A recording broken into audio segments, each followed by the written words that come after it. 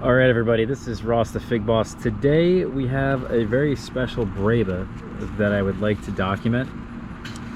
It is a Moro de Caneva Breba, and this is supposed to be a variety that's quite biferous, meaning it will produce a large quantity of Breba on trees that do indeed survive the winter. I have yet to see any Breba myself, mostly because my trees are in the ground. And the few container trees I have, I no longer have. So all of my Moro de Caneva are in the ground, and it's quite rare that they survive the winter just because of the methods of pruning that we do every year. But this tree, actually, we did not prune this, or we did prune it, but we left up a nice shoot here from the base, and it did survive the winter, along with a number of other trees that we actually have in the ground.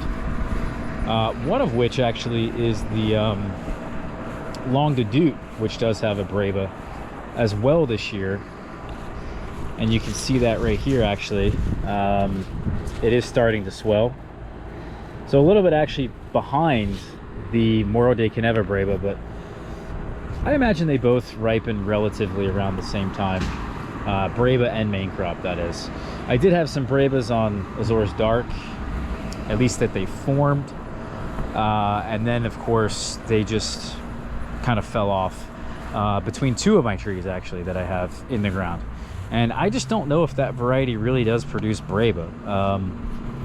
It could just be a fluke year. I also have this little ruby in the ground here, and this one produced about 12 Breba last year, and there was some that formed this year and then fell off, similar to the Azores Dark that I just mentioned.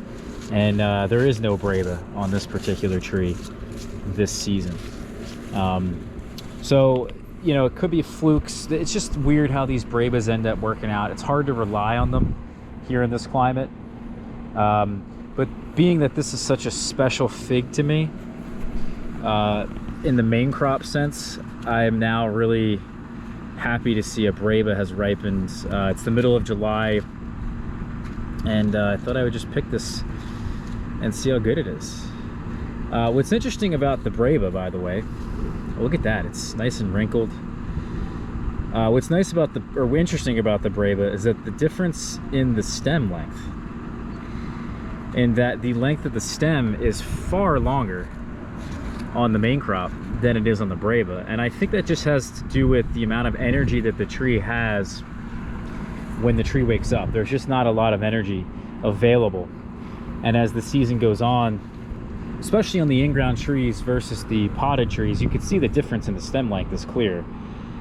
You could put a variety in the ground, have it in a pot for many years, and all of a sudden the shape of the fig changes, and so does the length of the stem. So I think it's a similar phenomenon happening with the Brebas, is that the stem is just not very long. You can see it's just kind of very, very small, like you would see on most varieties, but the shape is still there.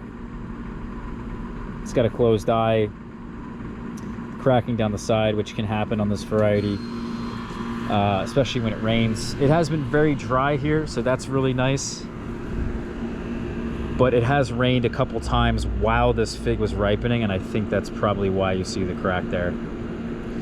Let's cut this open. I'm expecting good things. It seems really well ripened, and the ground has been very dry. We're in a drought. We really are in a drought. So the fig should be, you know, top quality, even on a Breba. Yeah, that looks really good. Looks like quite a nice special fig there. The pulp is getting darker down there at the bottom, and that's typical of this variety. It can really start to swell and hang for a long time. This one didn't hang for a very long time, maybe like 6 days to get it to this point, and it's probably just due to the fact that it's been so warm. Let's try it. Wow, pure jam. Really thick, super good, very sweet. The sweetness level is off the charts on this, and there's even a berry flavor there, which It is mild, and typically it will be mild with this variety. It's quite more of a figgier fig, but very, very good. You can taste some of that sweetness in there, kind of like a honey-like flavor. Actually, here's a little bit of mold at the eye, even though the eye is closed, so that's interesting. Just removing that. Overall, very, very good fig, and I think a lot of that can be explained because the skin is really quite thin. It's definitely there. It's thicker than like a Hardy Chicago. Like a Hardy Chicago, the skin almost seems pretty like non-existent. But the whole entire fig, not just the pulp, but the outer layer of the pulp, which is the pith, that white area around it, it seems like one uniform thing that was extremely thick and very good.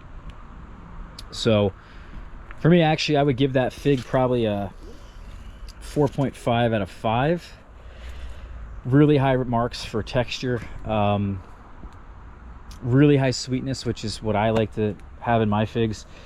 Lower acidity, lower berry flavor, but man, oh man, that is quite the fig. And the fact that it does survive the winter, it is hardy to this particular climate, that's very special as well.